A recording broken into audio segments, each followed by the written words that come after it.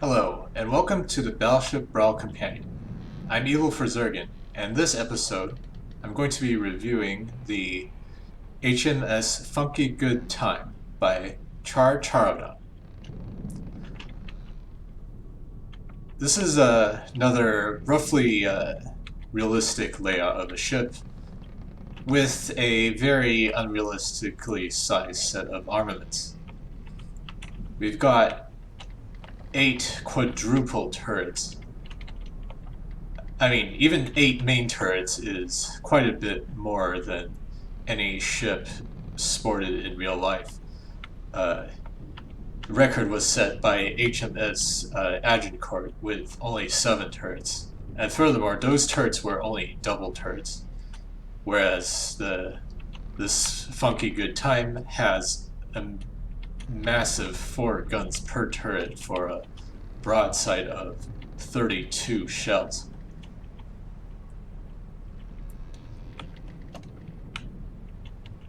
Let's look at the speed. This is a quite slow ship, making only just over 5 meters per second. This is primarily due to its pretty small number of propellers. We've got 3 huge and a bunch of supporting small propellers. Underwater we have a lone rudder here. Because the rudder is mounted so low, the ship has a tendency to heel to one side when turning, as I'll demonstrate here. That's because the sideways force produced by the rudder produces a torque along the long axis of the ship. But this alone isn't enough to tip the ship over, especially since the ship being relatively slow. The rudder does not produce an overly large enough force.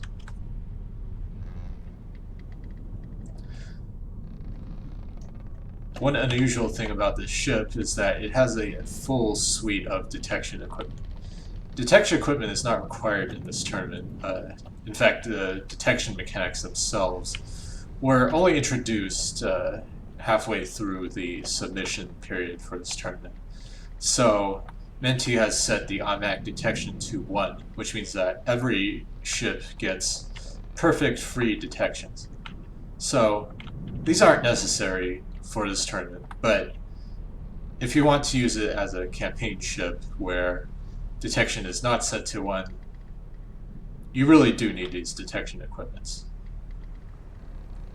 As far as I can tell, this is the first ship I've reviewed for this tournament that has these equipment. We'll see if they're required the next time around.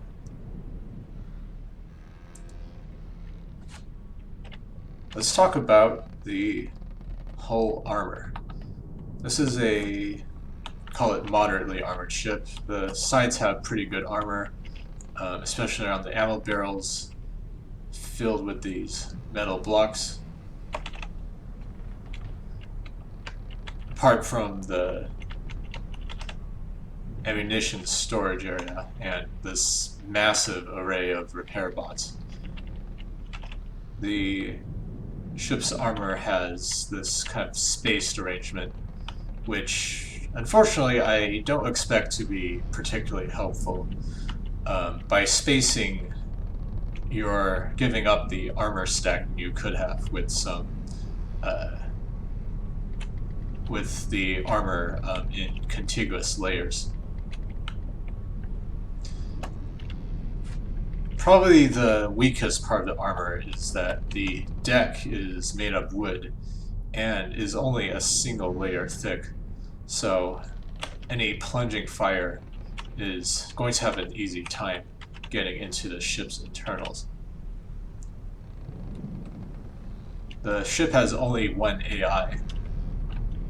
If I can actually find it, it should be on the center line. Yeah, here we are. To its credit, it does have a bit of extra armor, and it's buried fairly low in the ship. But a lucky pen depth might be able to reach this area.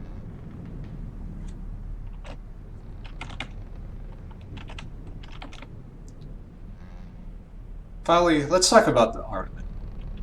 We've got 32 guns, which is a hugely intimidating broadside. Demonstrate for you here. That is a lot of shells.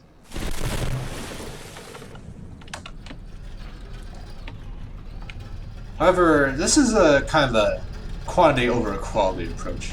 If we look at the individual guns, we'll see that while they have a decent amount of ammunition and therefore fire rate, the gauge is only moderate, 1320 millimeters. But most worryingly, we've only got 7.5 explosive materials and 15.5 hardening materials per gun. That's a pretty small amount. Let me fire the guns one more time and show you what I mean on the stats.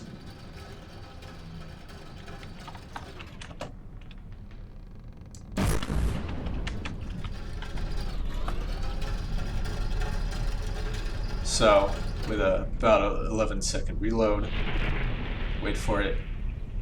So you see that it's not even making 2,000 explosive damage per shell. So, while the number of shells is impressive, the amount of damage per gun is not going to be that much. Furthermore, these guns use recoil suppression barrels, which reduce the muzzle velocity.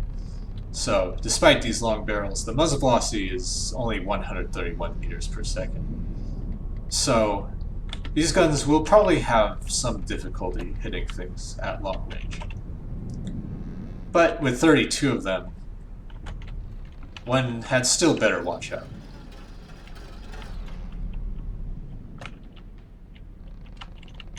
Not surprisingly, the Funky Good Time first battle was probably one of the most brutal and quickest on both sides, with each ship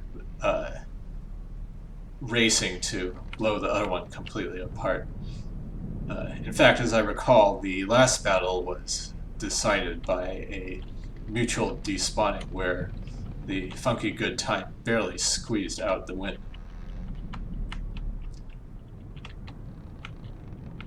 But whatever may be said about its other capabilities, the Funky Good Time does boast a unique so far detection array, and probably the most intimidating broadside of any ship we've seen so far. And with a decent place in the, with a decently lucky place in the bracket, it could actually get pretty far. Best of luck to Char Charadon, and I'll see you next time.